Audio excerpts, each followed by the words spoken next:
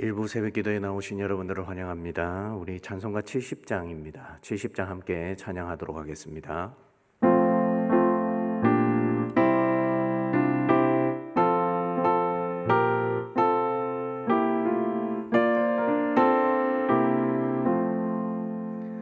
피난처에 있으니 환난을 당한 자 이리 오라. 강들이 변하고 물결이 일어나 산 위에 넘치네 두렵지 않네. 이방이 떠들고 나라들 모여서 진동하나. 우리 주 목소리 한 번만 바라면 천하의 모든 것 망하겠네.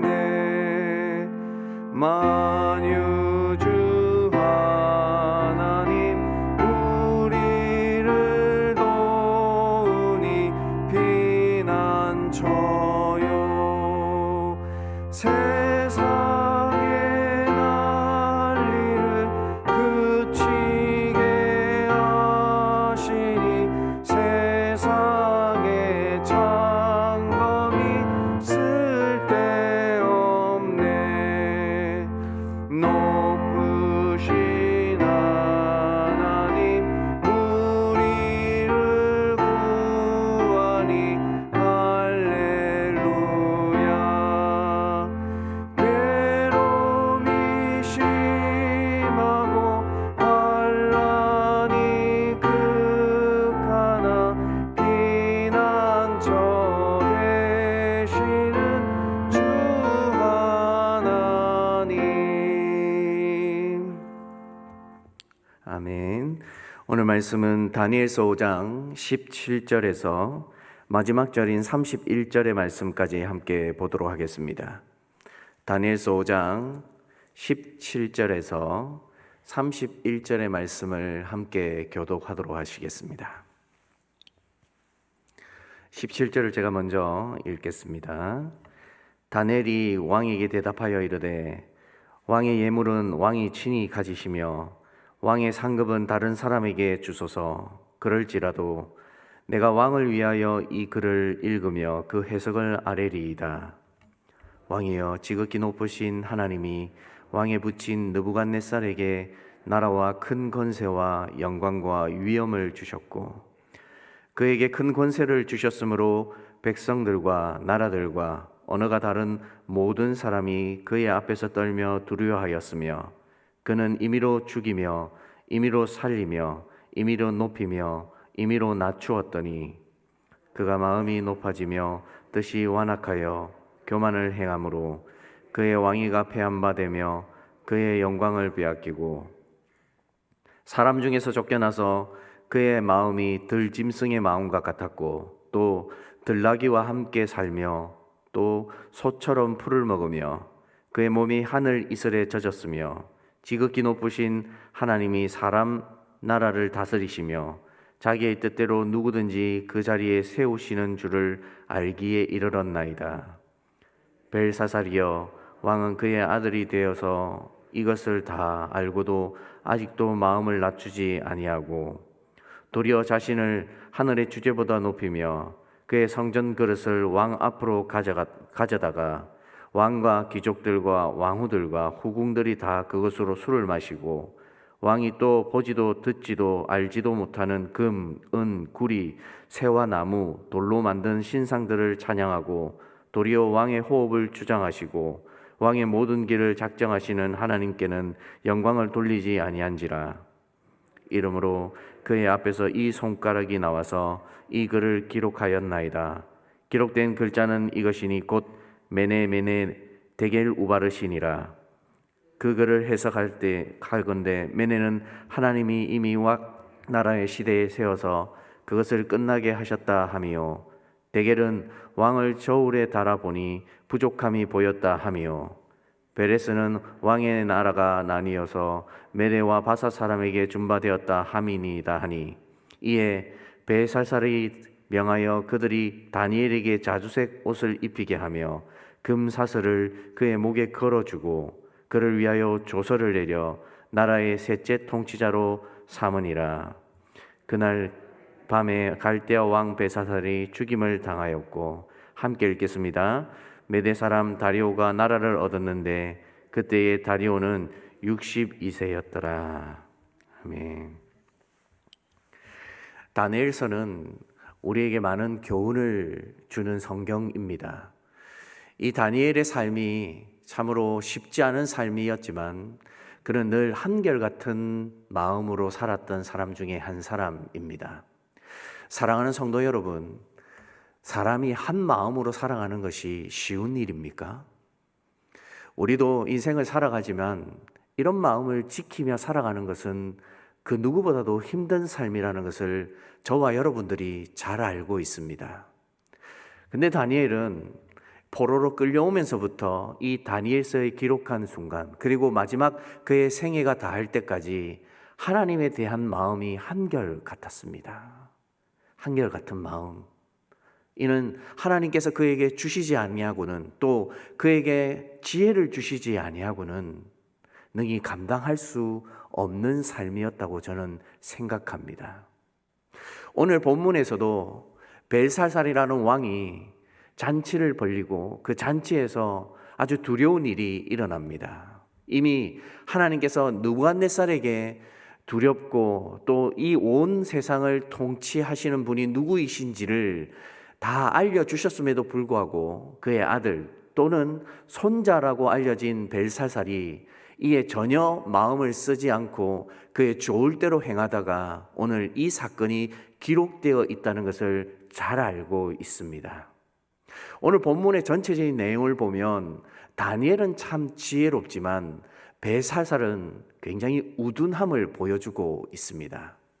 성경에서 자주 이 우둔함이라는 표현이 등장하고 있는데, 이 우둔함은 지식이 부족하여서 나타나는 말이 아니라 하나님께서 그에게 밝히 알려주시는 것이 있음에도 불구하고 전혀 그것을 알아들을 수 없는 어두움을 표현할 때 사용되어지는 단어입니다.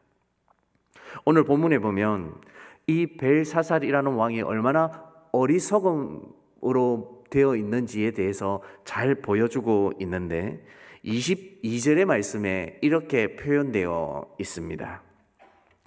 벨사살이여, 왕은 그의 아들이 되어서 이것을 다 알고도 아직도 마음을 낮추지 아니하고. 여러분, 사람이 높아지면 교만하여지고 마음을 낮추지 않습니다. 때로는 내가 원하는 대로 또 작정한 대로 잘 되어지면 이런 마음을 가질 수 있습니다. 그래서 하나님은 벨사살에게 이런 마음을 가져서는 안 된다는 표시로 그의 아버지 또는 할아버지였던 느부갓네살에게 굉장히 중요한 교훈을 주셨고, 그는 직접 이 사건을 모두 목도한 사람이었습니다. 그럼에도 불구하고 그는 하나님 앞에 두려움 없이 살았고, 그가 온 세상에 마치 창조주처럼 통치자처럼 살았던 한 사람이었습니다. 사람의 우둔함이 얼마나 극렬하게 나타나고 있는지를 오늘 본문이 우리에게 보여주고 있습니다.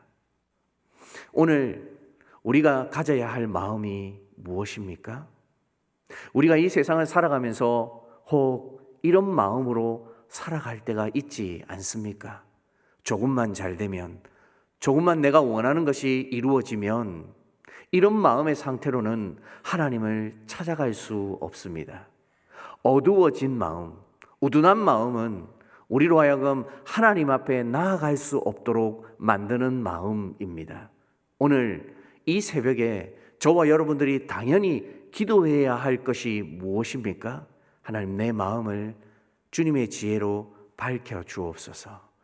주님이 내게 말씀하여 주지 아니하면 나도 이런 마음으로 살아갈 수밖에 없는 우둔한 자임을 고백합니다. 나를 용서하시고 나를 인도하여 주시옵소서 라는 이런 마음으로 살아가야 하지 않겠습니까?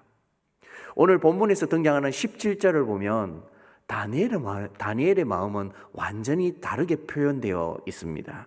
17절을 제가 읽어드리겠습니다.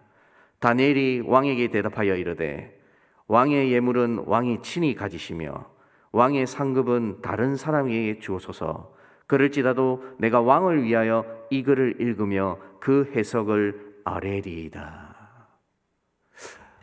예수님께서 우리에게 말씀하신 말씀 중에 산상수훈에 이런 말씀이 있습니다. 거룩한 것을 개에게 주지 말고 진주를 돼지에게 던지지 말라.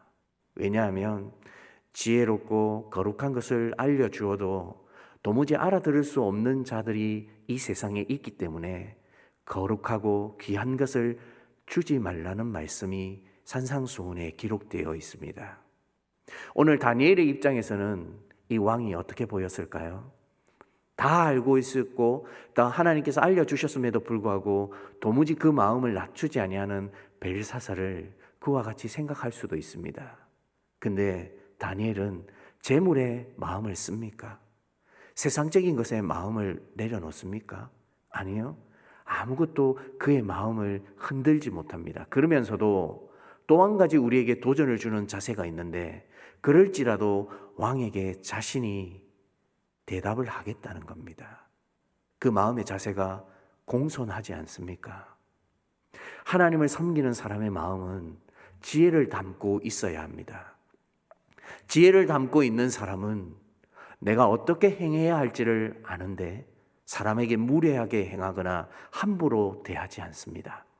악인들은 사람을 억압하고 내가 원하는 대로 끌고 가고 또 내가 하고자 하는 일에 모든 사람의 마음을 끌어당깁니다. 그러나 지혜자의 마음은 아닙니다. 하나님은 우리에게 그렇게 하시지도 않고 우리를 대하실 때에 사랑으로 대해 주시기 때문에 그분은 우리에게 계속해서 돌이키려고 하는 마음을 가지라고 이야기하고 있습니다. 다니엘은 그런 마음의 상태로 살았기 때문에 벨사살이라는 어리석은 우둔한 왕이라 할지라도 그는 함부로 대하지 않고 그 왕 앞에 자신의 의견을 정확하게 이야기하고 또 자신이 어떻게 해야 할지를 정확하게 하나님 앞에 물음을 통해 벨사살에게 그 지혜를 쏟아내고 있습니다. 믿음의 사람은 지혜를 담아야 합니다. 지혜 없이는 이 어둡고 아둔한 세상에서 하나님을 드러낼 수 없습니다. 저와 여러분의 삶이 어떻게 지혜로워질 수 있습니까? 기도로 지혜로워질 수 있습니다. 여러분의 마음의 우둔함을 그리고 교만하고자 하는 마음을 내려놓을 수 있는 유일한 것은 하나님의 지혜를 내 안에 담아내는 것입니다. 그렇지 아니하고는 저와 여러분이 이 세상을 살아가면서 하늘의 것을 마음에 담아둘 수 없습니다. 기도로 하나님의 것으로 오늘 이 새벽에 여러분의 마음을 채우십시오. 다니엘이 한결같은 마음으로 밖에 살 수 없었던 것은 지혜를 깨달았기 때문에 그 마음을 다른 것과는 바꾸지 않았습니다. 세상의 군왕이, 세상의 명성이 있는 자들이 나를 조금만 인정하고 나를 함께하고자 하는 마음을 내비친다면 우리의 마음이 금방 쉽사리 변하는 것이 인간의 마음입니다. 그러나 성경은 그런 마음으로는 하나님을 섬길 수 없다는 것을 저와 여러분에게 분명하게 이야기해주고 있습니다. 사랑하는 여러분, 다니엘처럼 지혜를 담으십시오. 하나님의 것으로 담지 아니하고는 벨사살처럼 살아갈 수밖에 없다는 것을 오늘 본문이 저와 여러분에게 알려주고 있습니다. 그러면서 오늘 본문은 다시 한번 우리에게 29절의 말씀으로 이야기해 주고 있습니다. 29절 제가 읽어드리겠습니다. 이에 벨사살이 명하여 그들이 다니엘에게 자주색 옷을 입히게 하며 금사슬을 그의 목에 걸어주고 그를 위하여 조서를 내려 나라의 셋째 통치자로 삼으니라. 여러분, 다니엘은 마음을 당해 이 왕을 위함으로 말해 주었습니다.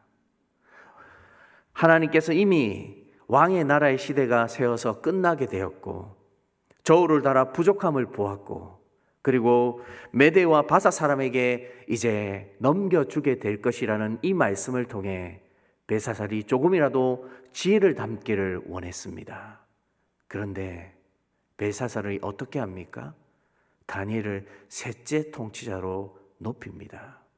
지금 이 상황에 이렇게 행동하고 이렇게 말해주는 것이 맞습니까? 지혜로운 사람이라면 하나님의 지혜를 담고 있는 다니엘에게 물어야 하지 않겠습니까? 그러면 내가 어찌해야 되냐? 내가 무엇부터 시작해야 되냐? 내가 어떻게 해야 이 상황에서 나아질 수 있느냐? 라고 당연히 물었어야 했습니다. 근데 그 두려웠던 상황이 이제 답을 얻게 되자 다시 이 벨사살은 자신의 어리석음을 나타냅니다. 셋째 통치자로 올리는 것이 뭐가 중요합니까?